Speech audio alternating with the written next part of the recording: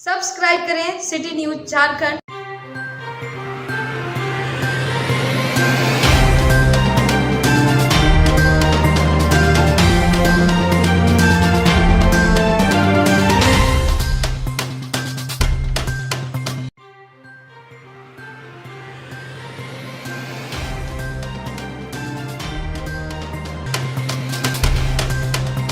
मानवाधिकार संगठन पीयूसीएल के बैनर तले शहर स्थित अनुमंडलीय पुस्तकालय में संविधान एवं स्वतंत्रता पर व्याख्यान माला का आयोजन किया गया। मौके पर बतौर मुख्य अतिथि इप्टा के राष्ट्रीय सचिव शैलेंद्र कुमार, आईपीएफ व उत्तर प्रदेश के राज्य सचिव दिनकर कपूर, वरिष्ठ साहित्यकार सुरेंद्र मिश्रा उपस्थित हुए।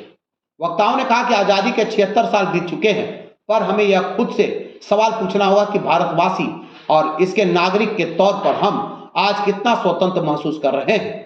किसी भी चेतना संपन्न राज्य के नागरिक कभी भय में नहीं जीते हैं। वास्तव में भय से मुक्ति की हर तरह की आजादी का मूल है। मौजूदा दौर में सरकारें कानून का घोर दुरुपयोग, बुद्धिजीवियों का तिरस्कार, चौकसी की आड़ में खौफनाक हत्याएं, अल्पसंख्यकों को खासकर टारगेट किया जाना और लोगों के घरों प्रतिष्ठानों पर बुलडोजर चलाकर पर पीड़ा में अट्ठास आखिर क्या है। जब से संविधान बना है तब से लगातार हमले होते रहे हैं। भारतीय संविधान फेडरल क्यों, यूनिटरी क्यों नहीं आदि सवाल पूछे जाते रहे हैं। आजकल एक नारा सुनाई पड़ता है, एक देश एक जुबान एक सब कुछ। कई लोग भारतीय संविधान को कॉलोनियल कहकर खारिज कर देने का प्रयास करते हैं, जबकि किसी भी संविधान की आत्मा, उसके दिशा निर्देश, साथ ही सरकार और परिवर्तनशील सबसे महत्वपूर्ण होता है। संविधान भविष्य के आकांक्षाओं की वास्तविकताओं को प्रतिबिंबित करे। संविधान समाज का दर्पण नहीं होता है, बल्कि यह रोशनी विवेक होती है, जिसे रोशनी से हमें आगे बढ़ना होता है।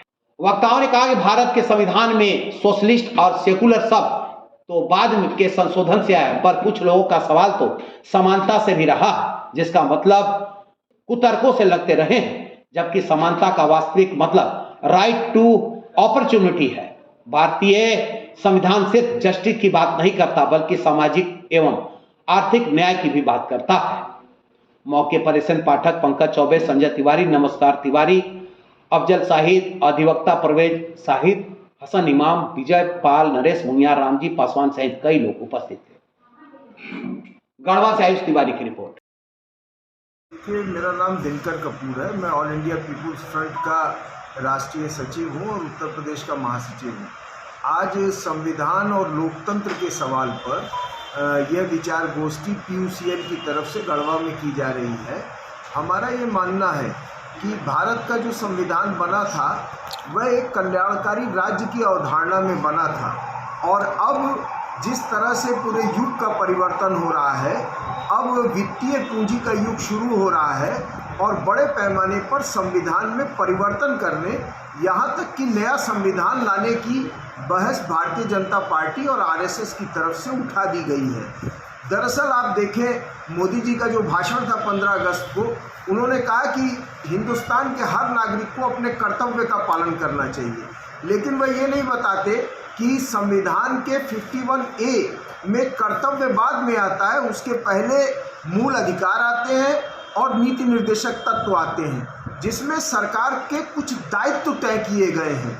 जैसे एक गरिमापूर्ण जीवन जीने का अधिकार भारत के हर नागरिक को है, अभिव्यक्ति की स्वतंत्रता का अधिकार भारत के हर नागरिक को है, सामाजिक, आर्थिक, राजनीतिक न्याय की गारंटी भारत के हर नागरिक को देना है, एक संप्रभु राष्ट्र भारत रहे इसकी गारंटी सरकार को देनी है, लोगों को न्यूनतम वेतन पे जीविका चलाने का अधिकार संविधान देता है, सामाजिक सुरक्षा का अधिकार संविधान देता है। इन सब अधिकारों को धीरे धीरे आप देखें, चाहे वह समानता का हो, अभिव्यक्ति का हो, वह चाहे गरिमापूर्ण जीवन का हो, धीरे धीरे इसको खत्म करने की कोशिशें हो रही हैं। और हम तो देख रहे हैं कि इस पर हिंदुस्तान के ज़्यादातर राजनीतिक दलों में एक एकता बनी हुई है। आर्थिक नीतियों का प्रश्न हो, मूल अधिकारों के हनन का प्रश्न हो। इसलिए आज एक बड़ा सवाल यह भी है कि हिंदुस्तान में एक नए राजनीतिक सामाजिक संगठन की टूल की ज़रूरत है, जिसे पूरा किया जाना चाहिए। इन्हीं विषयों पे आज विचार विमर्श यहाँ किया है। असल बात यह है कि हिंदुस्तान का संविधान समता, स्वतंत्रता और न्याय की जिस बात की गारंटी हिंदुस्तान की जनता को देता है, वो इतिहास के 18वीं शताब्दी 17वीं शताब्दी के मूल्य बोध का हिस्सा नहीं है। वहाँ कोई राजा होता था, कोई सामंत होता था और वो ईश्वर का प्रतिनिधि होता था और इसीलिए उसका कहा गया आदेश होता था। लेकिन जैसे जैसे सामाजिक विकास की प्रक्रिया आगे जाती गई और मनुष्य के मन में न्याय की आकांक्षा प्रबल हुई, बराबरी के मूल ये आए कि मनुष्य और मनुष्य के बीच भेद नहीं है, वैसे वैसे धीरे धीरे करके पॉलिटी में भी चेंज आते रहा और उस पॉलिटी को एक्सप्रेस करने के लिए हर देश ने अपने अपने तरीके से घोषणा पत्र जारी किए, अपने अपने तरीके से उन्होंने कई चीज़ें जारी की। हिंदुस्तान का संविधान भी उसी कड़ी का हिस्सा है। भारतीय स्वतंत्रता संग्राम के आंदोलन के गर्भ से जो मूल्यबोध पैदा हुए, उन मूल्यबोधों को समाहित करते हुए हिंदुस्तान का संविधान अभी तक का सर्वोत्तम जैसे आइडिया ऑफ इंडिया है। सर्वोत्तम आइडिया ऑफ इंडिया से मेरा मतलब ये है कि कुछ लोग भारत को हिंदू राष्ट्र देखते हैं, कुछ लोग हिंदुस्तान को जैसे कोई और राष्ट्र देखते हैं। हिंदुस्तान असल में है क्या? स्वामी विवेकानंद हिंदुस्तान को किसी और तरीके से देखते थे, रविंद्रनाथ टैगोर किसी और तरीके से देखते थे, बाला साहब देवरस किसी और तरीके से देखते थे, हिंदू महासभा के लोग अलग अलग तरीके से देखते थे। तो एक ब्रॉडली एग्रीएबल आइडिया का नाम इंडियन कॉन्स्टिट्यूशन है, जो हिंदुस्तान के बारे में घोषणा करता है कि हिंदुस्तान से हमारा आशय ये है और ऐसा होगा हिंदुस्तान। तो वो हिंदुस्तान खतरे में पड़ा हुआ है। और कार्यक्रम का जहाँ तक सवाल है, तो जनता चूँकि सर्वोपरि सत्ता है और उसकी समझ का विकास ही तमाम तरह के सवालों का उत्तर देगा। इसीलिए इस संबंध में लोगों के बीच जन जागरण करना और उनसे इन तमाम बातों का जिक्र करना ये बहुत ज़रूरी काम है और इस ज़रूरी काम को अभी किया जाना चाहिए।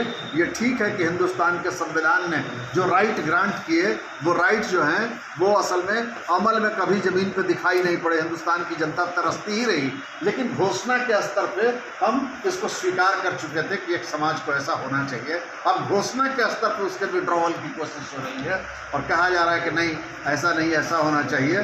तो ये एक बहुत ही खतरनाक स्थिति है और ये खतरनाक स्थिति जो है सो अंततः हिंदुस्तान के अंदर नफरत से भरा हुआ एक ऐसा समाज निर्मित करेगा जो हमारे भक्ति आंदोलन की धारा के खिलाफ भी है, जो नानक रविदास कबीर की जो परंपरा क्या है। संविधान को खत्म किया जा रहा है? संविधान को खत्म कह के तो कोई नहीं करता है। अभी हिंदुस्तान के संविधान की जो प्रतियां बांटी गई उसमें सेकुलर समाजवादी शब्द गायब था। हिंदुस्तान के संविधान के अडॉप्ट होने के बाद बहुत सालों तक आरएसएस ने इस संविधान को कबूल नहीं किया और हिंदुस्तान का जो ये तिरंगा झंडा है, ये तो बहुत लंबे अरसे तक नागपुर में फहराया नहीं जाता था। ये तो पॉलिटिकल कंपल्सन में इन्होंने इसको स्वीकार किया है, लेकिन इनके आस्था के मूल में ये झंडा नहीं है। वो भगवा झंडा चाहते थे हिंदुस्तान के माथे के ऊपर, और बहुत सारे लोग इस पर बाकी बात विस्तार से हम करेंगे, क्योंकि अभी ये सब चीज़ कहें तो फिर कहने के लिए वहाँ बहुत सारी चीज़ें छूट जाएगी।